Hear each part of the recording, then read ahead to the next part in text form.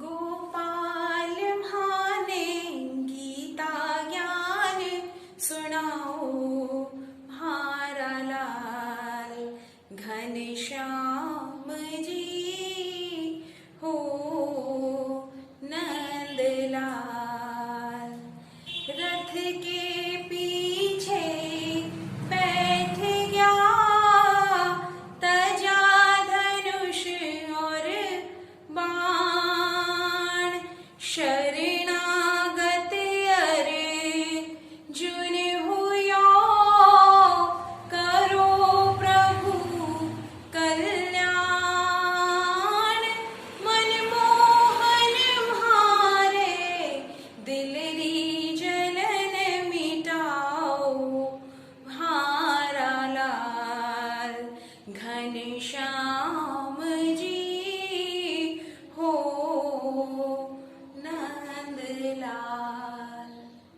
गीता ज्ञान सर्वश्रेष्ठ ज्ञान जो इस धरती पर हम मनुष्य को मिला है, और आज मैं अपने आप को खुद बहुत सौभाग्यशाली समझती हूँ कि मुझे इसके बारे में वीडियो बनाने का, इसके बारे में शेयर करने का मौका मिला।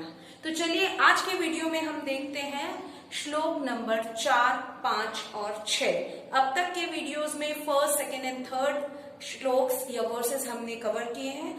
आज हम तीनों कंटिन्यूस में करेंगे, क्योंकि ये जब भी इनका अर्थ भावार्थ आता है या जब भी ये कहीं पे भी श्लोक आते हैं तो तीनों एक साथ लगातार आते हैं। तो चलिए शुरू करते हैं। अब तक हमने देखा कि दुर्योधन अपने गुरु के पास जाते हैं और उन्हें पांडवों की सेना के बारे में बताते हैं कि पांडवों की सेना कितनी विशाल है, क्योंकि धृष्टद्युम्न ने जिस प्रकार से उसकी व्यूह रचना करी है। अब आगे दुर्योधन ही कंटिन्यू कह रहे हैं और वो बता रहे हैं कि पांडवों की सेना में कौन कौन वीर महाबली हैं, महारथी हैं।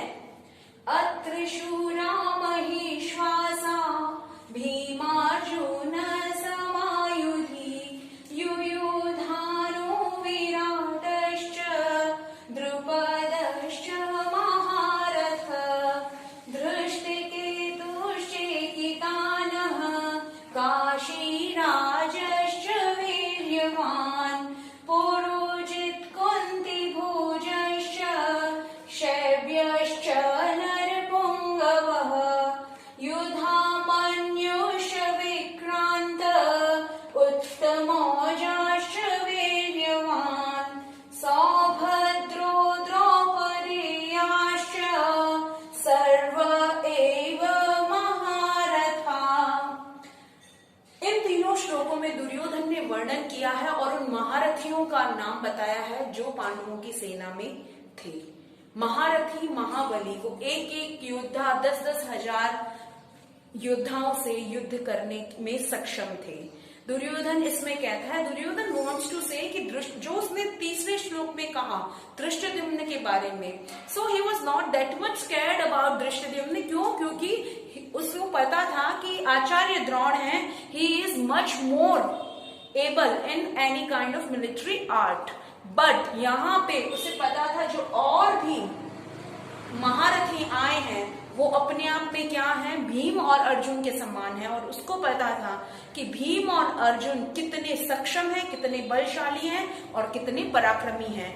तो अब दुर्योधन ने बताया कि यहाँ शूरवीर जो बड़े बड़े धनुष लेकर आए हैं, ऐसे धनुष जिनको उठाने में भी सामान्य लोग सामर्थ्यवान नहीं होते, ऐसे बड़े बड़े धनुर्धारी यहाँ पर आए हैं जो कि किसके समान है, भीम और अर्जुन के समान ही पराक्रमी बलशाली दुर्जय हैं, जिन पर विजय प्राप्त नहीं की जा सकती। दुर्योधन के अनुसार दुर्योधन के मन में आशंका थी कि उसको जो विक्ट्री हासिल करनी है उसके पाथ पर ये जो योद्धा है वो ऑब्स्टेकल्स के रूप में आ सकते हैं, हर्डल्स के रूप में आ सकते हैं। तो इन वीरों में युयुधान ने अस्त्र शस्त्र की विद्या अर्जुन से ही सीखी थी। विराट, द्रुपद, धृष्टकेतु, चेकितान, काशीराज, पुरोजित, कुंतीभोज, शैब्यश्च नरपुंगव। शैब्यश्च नरपुंगव का मतलब होता है शैब्य के समान नर श्रेष्ठ, नरों में श्रेष्ठ शैब्य। युधामन्यु, विक्रांत, उत्तमौजा, और सुभद्रा तथा द्रौपदी के पुत्र।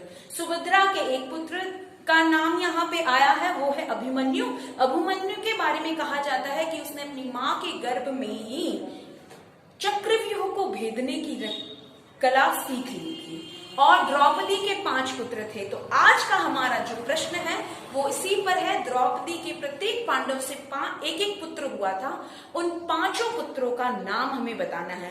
इसी के साथ आज मैं एक और प्रश्न आपके सामने रख रही हूँ कि भगवान राम ने जब वो वनवास गए थे और वनवास के 14 वर्षों में वो किन किन ऋषि मुनियों से मिले थे, उन 7 ऋषि मुनियों का नाम बताना है। तो प्रश्न नंबर 1 है आपका कि द्रौपदी के पांडवों से जो 5 पुत्र हुए थे, उन 5 पुत्रों के नाम बताइए जिनकी अश्वत्थामा ने रात को सोते हुए हत्या कर दी थी। और दूसरे है कि आपको ये भी बताना है कि भगवान राम ने अपने वनवास काल में 14 वर्षों में जिन जिन ऋषि मुनियों से मुलाकात की थी, जिन जिन ऋषि मुनियों से उन्होंने वार्तालाप किया था, उनका नाम आपको बताना है। तो चलिए एक बार फिर से हम क्या करते हैं, उनका प्रोनाउंसिएशन सीख लेते हैं। अत्र शूरा